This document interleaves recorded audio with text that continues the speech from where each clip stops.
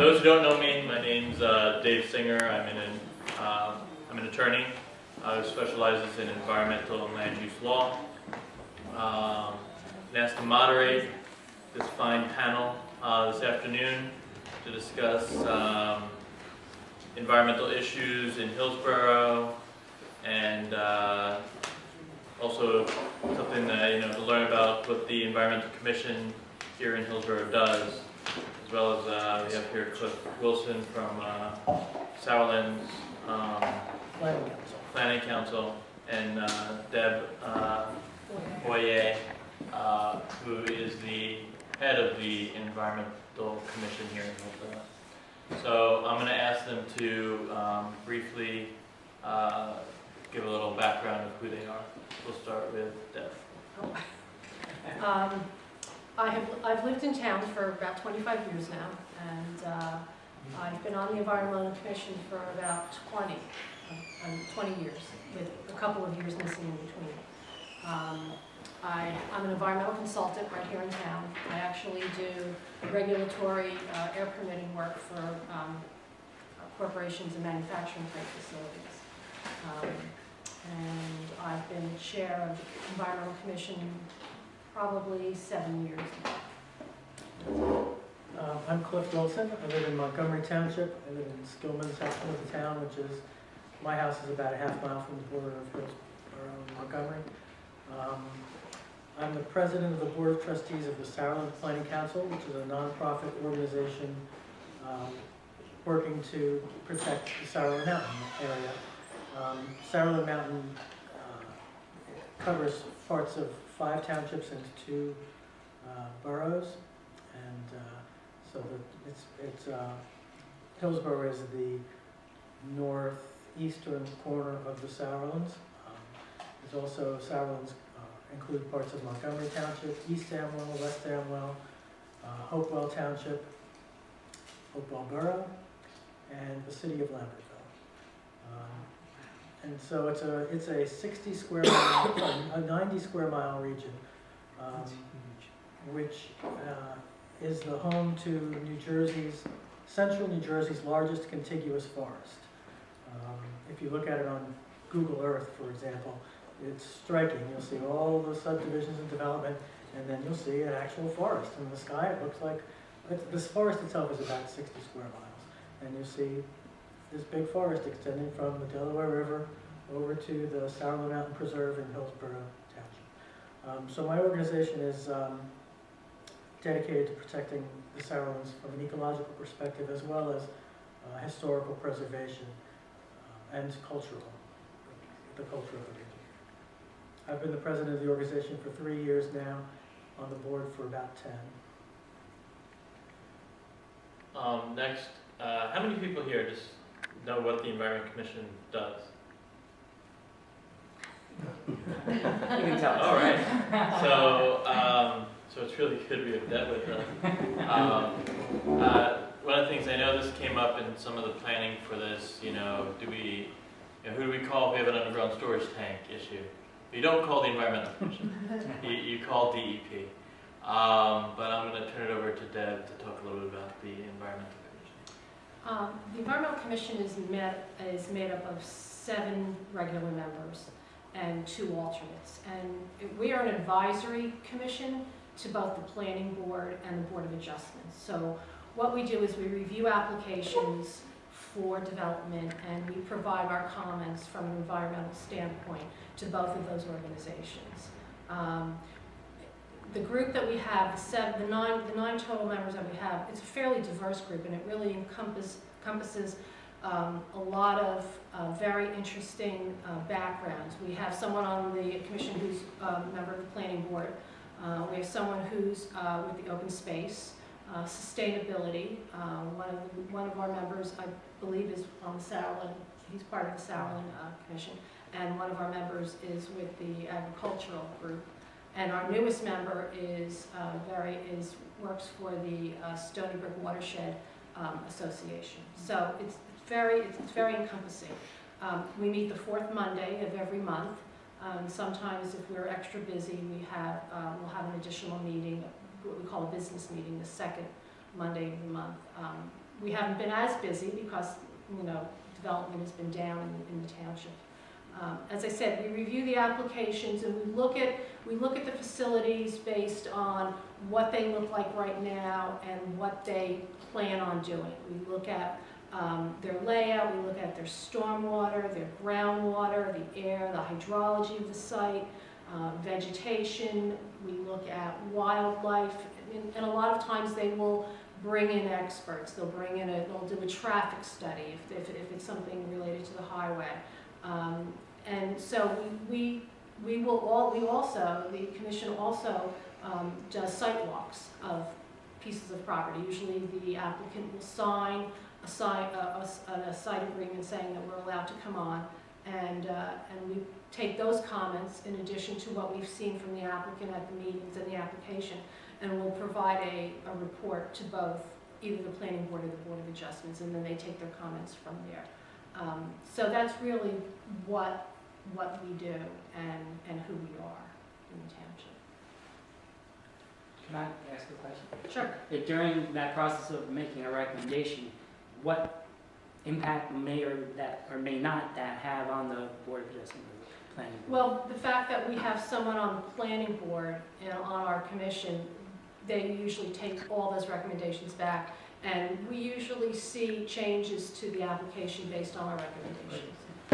I don't know from a Board of Adjustments because we don't have a Board of Adjustments member on our commission, but we have seen the changes that we've made in the recommendations made. Are you required to file written reports after your site visits to the planning board?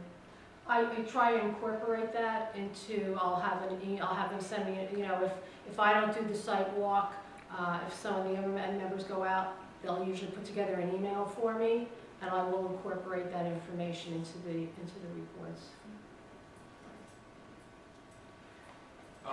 What types of other cases may come before the Environmental Commission? I was sort of trying to go through what we've seen over the past couple of years. I guess some of the things that I think that we've looked at that's had an impact is, and I'm sure you've all read about this in the paper, was the solar array that they wanted to put on the 3M property. They wanted to clear cut. It was about 20 acres worth of trees, and that just does not sit well with the commission at all. I mean, we're certainly in favor of alternate energy. Yeah. But that wasn't the way we Not felt that it needed to be expensive. done. So a couple of our members went out and took a look at the property, and there was actually some areas that were clear that we thought they could put part of the array in. So those recommendations were made. Our concern was, you clear cut those trees, first of all, you're taking the trees down, but what do those trees stand for? They stand for, you know, maintaining the slope so that you don't have soil erosion. So you're going to cause major problems from an erosion standpoint and a flooding standpoint, and you're also not going to get the groundwater recharge that they need up on the mountain. So they heard that, and I believe the application was put on hold or either pulled. You're also going to lose the CO2 sink, right? Exactly. Yeah, Exactly. that, We were not getting any benefit. Right. Because somebody else was getting the benefit, but not Right. Hillsborough. Correct. that particular project is in the Sourlands, and our organization was extremely concerned about this. We actually took the very unusual step for us of hiring an attorney to fight that application. And just having a very high-powered attorney on our side, once the other side heard that we had this woman on and they were talking to them, asking questions, they immediately called a meeting, brought us all to the table and said, you know, what's your bottom line here? What can you live with? What's it going to take to get you off our back, basically? And we said, you know, you got to do this someplace where you're not going to cut down 20 acres of trees. And we were concerned not only about the water issues, but also the wildlife habitat. I mean, we're talking about, again, this is 60 square miles of contiguous forest. That's 20 acres. You can't keep taking 20 acres at a time out of there. Pretty soon, you don't have a 60 square mile forest in central New Jersey. So, right after that, the applicant withdrew the application, agreed to go back to the drawing board, and we haven't seen a new plan yet, but we're hopeful that if and when they do come up with a new plan, that it will be something a lot more palatable. Something that I know is near and dear to a lot of people in Hillsborough is with these wild weather patterns we've been having. Does the Environmental Commission have anything to do in terms of making recommendations to the Township Committee on flooding and how to resolve issues? You know, if we get a hurricane, if we get these things, you know, how to better plan in terms of you know, limiting Coverage. flooding impacts of Right. the We neighborhoods. haven't actually addressed that. From our standpoint, when an application comes in, they pretty much have to meet the DEP requirements for stormwater management, which I believe is the flow has to be less than what it actually is prior to development. I'm not a water person, so I don't want to be quoted on that one, but we have not addressed that, but certainly something that we can talk about. As I was saying out there, we have our regular meeting on Monday night. I'd like to, whatever I can take back from here, we can talk about at that meeting. So, no, we have not addressed that. I know a concern, at least since I've been living in Hillsborough, I know from a lot of people I speak to, you know, you get a major storm and you can't get out of Hillsborough. We become After Floyd, Hillsborough was an island. becomes an island, absolutely. Yeah, until they Right. rebuilt the road. But is that something that the Environmental Commission, like, really the question, is that something the Environmental Commission has a domain over? I don't know that we have a domain over that, but it was certainly something that we could have input into. The next, I'm going to open it up to Cliff about, I know he was going to discuss, you know, an environmental issue here that we have in Hillsborough that I'm sure a lot of you, it won't come as any shock that it's an issue. He's going to discuss a little bit about our friendly deer population. Cliff. Okay. The big problem is that the deer are endangering the health of the forest. We have a wild overpopulation of white-tailed deer in this part of the state. And you might be surprised to hear that there are more than twice as many deer in New Jersey today than there were in the time of Columbus. Even though they are concentrated on much smaller pieces of land, obviously there are deer running around the streets of Newark. They're all out in the northern part of the state and the western part of the state. So they're concentrated in fewer areas. Another thing you might find interesting is that if you have say a 2 square mile segment of forest, contiguous square of forest, and then you build a road, say diagonally through that forest, what you've done is you've increased the preferred habitat for the deer's preferred habitat, because they're an edge of woods creature. And what you've done is increase the amount of edge in that woods. And so the type of development that we do out here tends to increase the deer's preferred habitat. So, and then of course the most important thing, the reason really we have more deer now than we did hundreds of years ago, is because we've eliminated all their natural predators. So there are no more bobcats and coyotes and all of those creatures that used to control the population. There's just Volvo. What's that? Volvo. Right, exactly. Humans are the only Right. humans are the only predator, and whether we're hunting them or just riding them down with our vehicles, that's the only check on the population of deer besides the availability of food. So what we've got, the big problem in correcting this imbalance is you got the Bambi problem. Everyone has this picture of man as the bad guy, the hunter as the person who's coming in and disrupting this, natural ecosystem and wiping out the deer. When in fact, human activity has created the ideal environment for the deer. We've gotten rid of all their predators, and we've created all this edge of woods habitat for them. I mean, if a deer was asking God for what to do to make the deer abundant, this is what we would have done.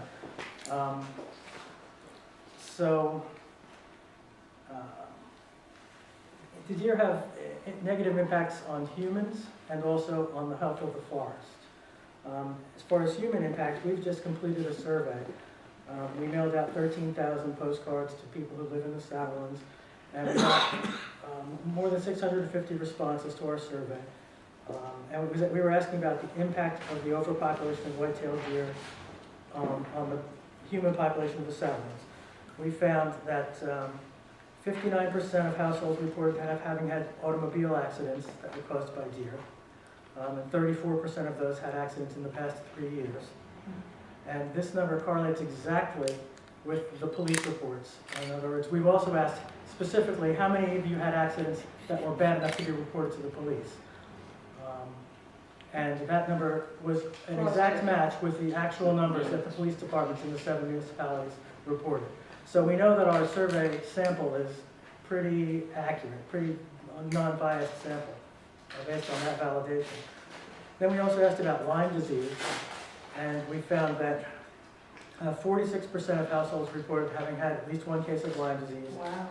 20% of households had at least one case in the last 3 years. And this is actually 10 times the official rate of Lyme disease, because the Lyme disease that's reported to the municipalities by doctors, doctors are required to report to the municipalities confirmed cases of Lyme disease. However, they only have to report it if it's been confirmed by a blood test.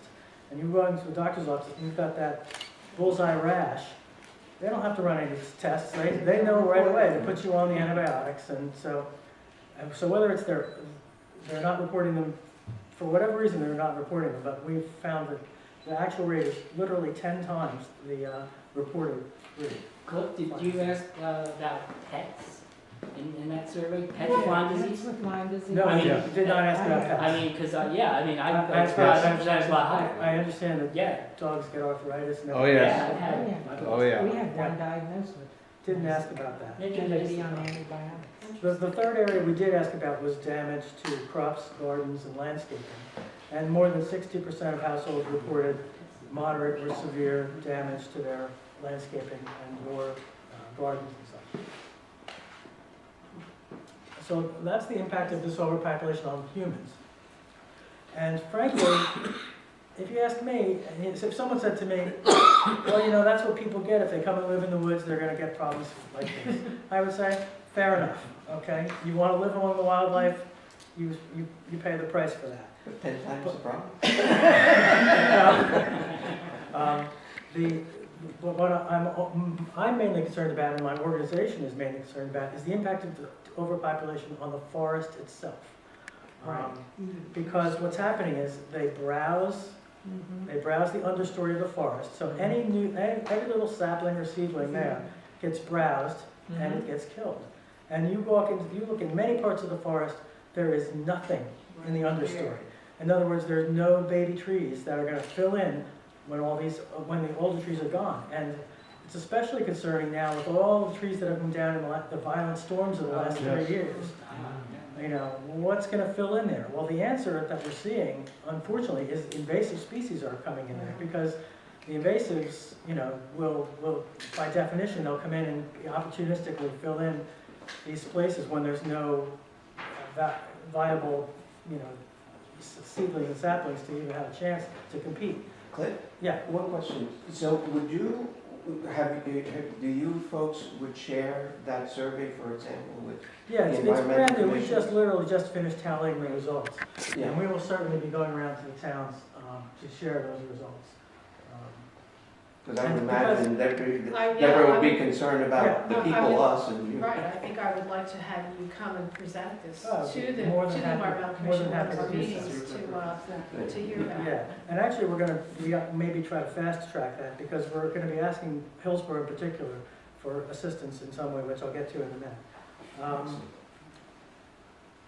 So not only are the deer destroying the forest, but they're destroying their own habitat. And what you've got, I mean, eventually it's their own habitat. In other words, if the forest goes away, where do the deer live?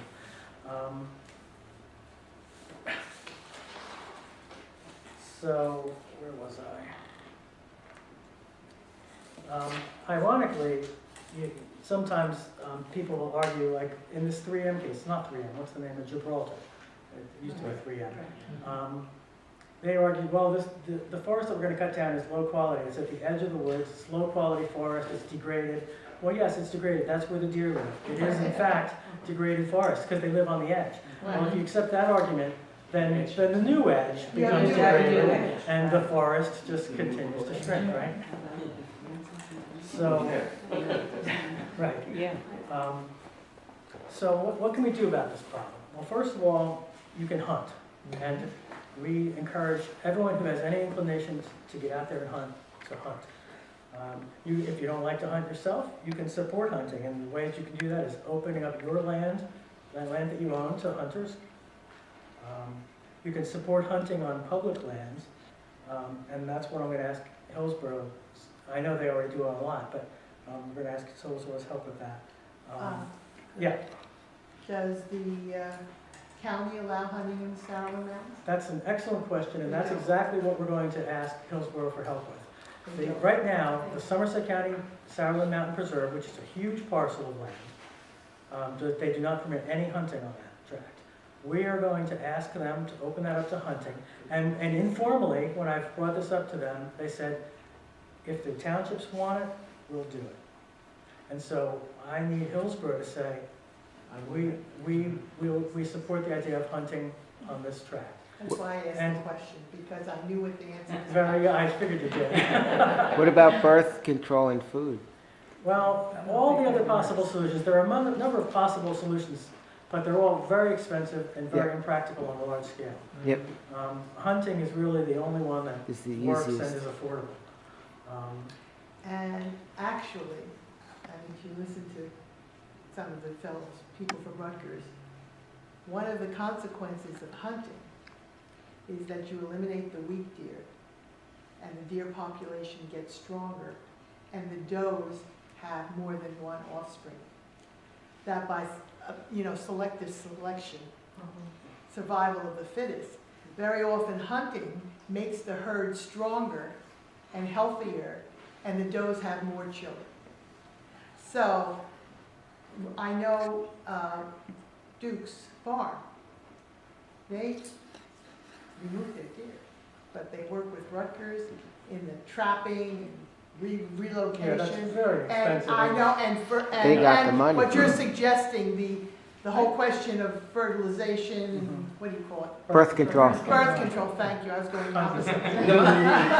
Birth control, and it is very expensive.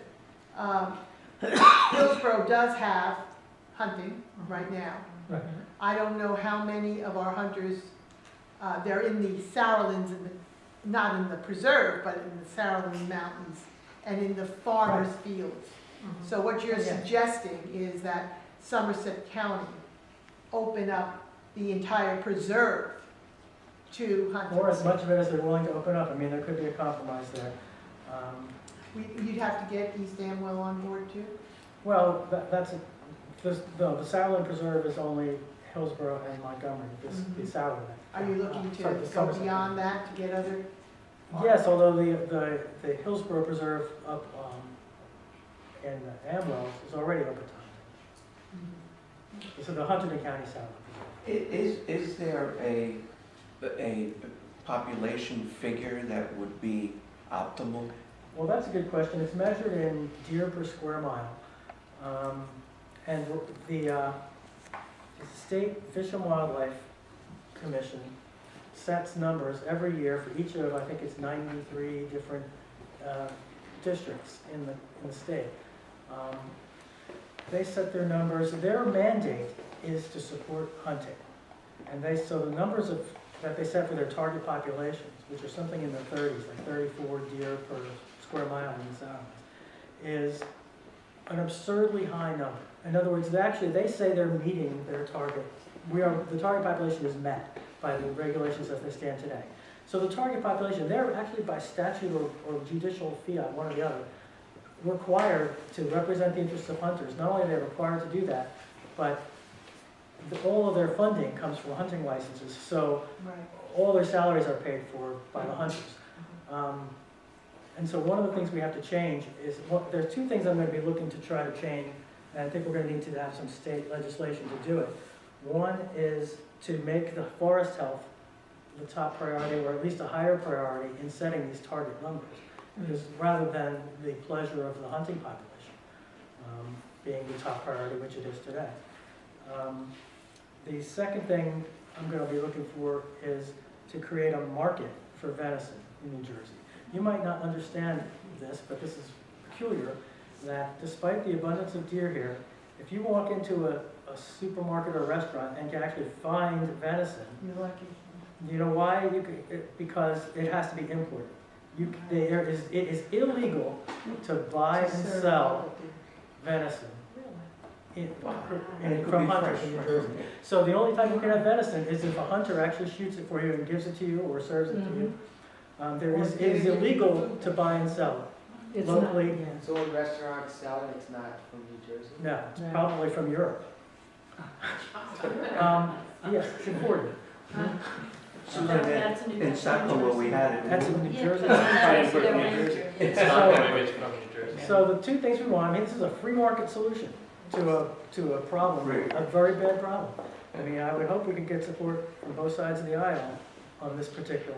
Did you But find it's that legal to eat what you communities that kill. hire outside hunters to come and Sharpshooters. sharpshooters are more, how should I say, more productive in their killing than just relying on our local hunters?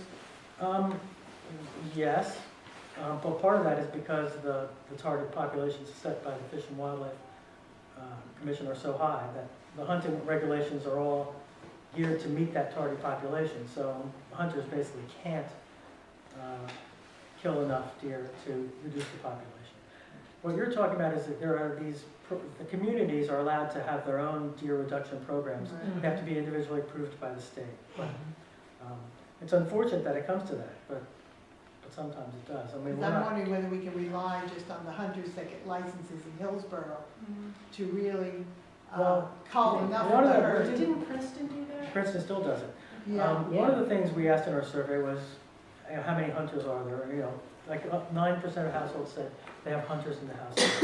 And we asked them, well, what would it take for you to take more deer?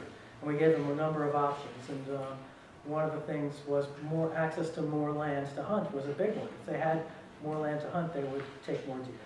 Another thing they were trying to use as an incentive is giving them a way to get their, without paying out of their own pocket, to get their kill To the butcher. to the not just to the butcher, but then on to homeless, food kitchens. Right, and that sort of thing. exactly. Right. Yeah, we just talked about it. There's an organization called Hunters Helping the Hungry, which exists to do this, and they've struck deals with some local butchers. So for the relatively low price of $65 per carcass, they will butcher it I think and that's what. and get it in. And so one of the things our organization is doing, we're working on a tier management plan for the whole Sourland. One component of it is a pilot program where we're going to pay that cost. So we're going to give people who participate in our program, basically if you kill a doe, we'll, get it butchered into the hungry for free. Well, if you open up the preserve, that's a lot of land. Yep. Because a lot of the available land in Hillsborough already, hunting is allowed. Bow and then guns at certain times. Right, exactly. I think the preserved land that we have, pretty much, that is public land that is under the purview of the township committee, is pretty much open to hunting. Yeah. But if you can open up the Sourland preserves, that's a lot of Yeah, land. that's one of our big goals, is to get that particular. What would that piece of take? land. What would actually have to happen for that? Well, I think the first thing we would need is letters from the two townships, Hillsborough and Montgomery, to the county, suggesting that because of this problem, and we have documented these issues, because of these problems, we think reduction of deer population is very important, and we would ask them to open that land up to hunting. And leave it up to them to decide how to implement that, whether to open up the whole park, certain days only, that all that sort of thing. How would you? What about- Sorry, go ahead. What about black bear? The black bears that we've seen lately in Hillsborough? Is there a problem in the reserve? Well, all just He was migrating back in the and municipal forth? government. I don't know, they certainly have a big, broad range that each one has a huge range that it It's covers. been 2 years and I hadn't seen anything in the prior 28. Uh-huh. No, they're definitely coming back, there's no Oh, yeah. doubt, they're Are they a around. natural predator for the deer? To a certain extent, I mean, I don't think it's their preferred food. But is there I think another it's- increasing in the preserve? Are they I- also, I- looked at like deer? I'm sorry, what they Are they also, looked at, As how many are surveyed? around? No, About we deer certainly didn't look at the bears, they're not destroying the forest as far as I know. So, Oh, so that's. I mean, I'm gonna Yeah. switch subjects for a minute. Yep. So I wanna see, what our panelists think, Mhm. in terms of the Route 206 bypass Okay. and its environmental impact, as well as what you're saying, we're now making a new roadway through lands and creating new edges. So I want to see what, one, from the environmental commission standpoint in terms of the bypass, and then two, whether you think this is going to increase, from Cliff, whether you think this is going to increase some of the issues Hillsborough is having with wildlife. Relative to the bypass, this is my personal opinion and not the opinion of the Environmental Commission. I think it's a very good thing. I think it takes the traffic off of the main road. I think, and since I'm an air pollution person, I think it's good from an air quality standpoint. It's going to move those trucks a little bit faster through the area Instead of idling, yeah. instead of idling. I think it's a very good thing. That is my personal opinion. It's not in the Sourlands, so my organization certainly would take no position on it. Personally, I really have no opinion about it. I don't think it's going through a part of the town where there's a particular wildlife habitat, anything of critical concern. And from what I've seen right now, just on the Amwell side, they certainly have landscaped it quite to the nines, I must say. There's hundreds and hundreds of trees there. So they really, I don't know how much they've actually taken away from a tree standpoint, but they certainly have put back quite a bit. Regarding the tree mitigation, the tree fund, when developers cut down trees, they have to either pay money toward the fund Correct. so that trees can be purchased, or they are to replant trees where they've taken them. But over the last couple of years, waivers have been given developers for the trees. And I know I've been concerned about that. When you waive it too much, you kind of nullify the whole purpose of the tree mitigation plan and the fund. Right, there's a Now, hardship waiver. what is the position or the view of the Environmental Commission regarding the tree fund and tree mitigation when developers? Right. We have run into that issue before, and we would like to see more trees put in, and the waiver. Sorry. We're not real happy with that, but we've talked about it internally to see if there's anything that we could do about the waiver. From what we understand, it's held up in court, I believe. I believe they said that what we have is acceptable. So that's really, at this point, I don't know that there's much that we can do about that. My limited knowledge of it, it comes from the quarry case last year, and it struck me at the time that the economic hardship clause was sort of absurd in what qualifies you to get that. It just seemed to be, didn't make any Criteria is sense. a problem. Right. It seemed to be disconnected from the purpose of the ordinance. You're talking about the I have to solar agree. Yes, situation. but I'm talking about, that's the case that I'm Yeah. aware of. But the economic hardship for removing trees, it was like as a percentage of the whole, if it exceeded the percentage of the whole project or something, it was like, Well, I can throw that right to the environmental attorney. Debbie has said that it's sustained in the courts. But what did you know how the courts view that whole issue? In other words, we have an ordinance, and I guess if certain waivers weren't granted, the developer might sue the township that it was The more you waive it, unreasonable or whatever. But my question is, do you know of cases in the courts that deal with this issue? And what is the redress, for a township who has an ordinance and are sued because they're making the case that the economic hardship on the developer is just unreasonable or whatever? Well, it sounds like in Hillsborough's case that the township's use of a waiver or not use of a waiver or the ordinance has been upheld in court. You know what, I don't remember the exact phrase that was used by the planning office. But a lot of times the courts will give great deference to the township and their ordinance. Same as if you're talking about DEP or EPA or really at any level of government, courts give great deference to the opinions of those commissions or So we could get departments. tougher maybe. And here in New Jersey, municipalities wield a lot of power. So I think that if you're a developer, you don't know what the township's going to do, you're going to sue them. Whether you win or not, you'll appeal that decision, and so on. And you have different legal recourses if you really, really, really want to. But we've seen, although there have been some circumstances where I think Princeton, West Windsor, I believe it was, lost in court in terms of trying to curb development.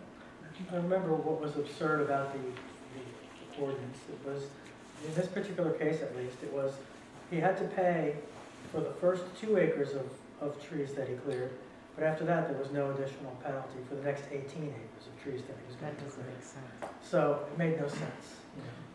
I'd just like to also give a personal opinion as the environmental commission person gave about the problem of the island and fumes and stuff. I just feel like we're moving it down to Montgomery slack from Hillsborough because the traffic is just going to stop right at Montgomery. He's going to back up in Hillsborough at the Montgomery line. The real question there is what do we do and how do we address this inevitable and variable amount of traffic that needs to come from north to south that finds going through Hillsborough, Montgomery, Princeton, the path of least resistance at this point in time. There needs to be some overall pattern. It just can't be taken as a segment here and a segment there. Is there a way to, and they've tried in the past to build a road from 287 to 95, and it didn't go anywhere. So we're all stuck now with this hodgepodge, so to speak. And and exactly, there's only so much that we can do with that. It would be nice if we could get the passenger rail service restarted. That would be great. Yeah. When I was the governor, stop ARC, we might have a shot. Deb, are you involved at all with the GSA cleanup? Have you had any insight into that, where you stand, just as an update? No, I don't. And I actually last month, just before our commission meeting, Dr. Belnay took a couple members of the Environmental Commission out there to go see it. And I was supposed to go there, and I had a family issue, so I was not able to go. So I don't know what the status of that is. We did get an application a couple of months ago from one of the owners of a piece of the property, and they needed to put in an interim remediation, and they wanted to cut down some trees to put a haul road in, just to bring in the stone. And we asked them to not use that, not cut down those trees. That was a really nice, our member Louise Wilkins from our open space, said that is a gorgeous piece of property that they want to cut down. Why can't they come in from the county side? Why can't they come in? So that's really all that I know, is that they're probably moving ahead with the cleanup, just because I saw this interim measure. That was on the other parcel, that wasn't on the county one. That's correct. It was on The last quick thing I want to ask or talk about is, something that impacts development and actually runs through the environmental realm is the sewer service area.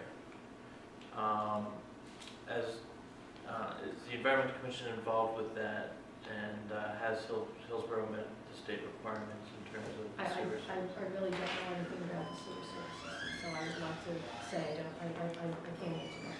That's, what part of the, someone wants to know what part of the township would handles that sewer service? You have the MUA. Anyway.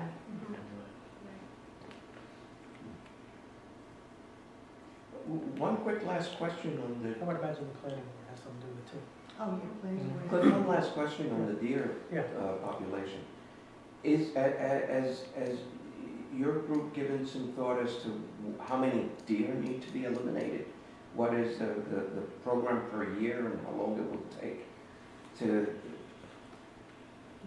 You know, what the ideal density is, it's probably in the low teens. And if we could get it down anywhere into the teens per square mile, I think it would be very successful. What is it? And where is it now? It's about in the mid-30s. Ooh, wow. So that would Saying take 50 years. half So of about that. half. That would take years to get to that. Yeah, it will take a while. And of course, they're always reproducing. Right. No, so you got to get to a number where you're actually decreasing the Right, population as opposed to just keeping pace with. right. And there's natural fluctuation. There was some kind of epidemic among the deer a couple years ago, which kept down the population for a while. Well, one thing, if you can open up the preserve, I think there'd be more people hunting, Right. and there'd be less resistance from people in residential areas where hunting is taking place. You know, we have little parcels of open space throughout the township where hunting is allowed, but it is close to residential areas, and we've had a few incidences Sure. where owners have said, you know, I just saw this hunter, or a shot went through my, you know, it does unsettle people who are not living in Sourlands or not living near farms, who are saying, wait a minute, you know, this makes me nervous. If you can open broad parcels of land, But you have it to would be make a prepared big for some difference. pushback if you want to do things like close the park on Sundays. or- Sure, Which is what they do in deer season over in the Hunterdon County Preserve. Interesting. Well, let's thank the, our panelists. Fabulous. I think we learned more. This is recorded for anybody who wants to Thanks. get some feedback. Thank you very much. Thank you. You're welcome. Fabulous.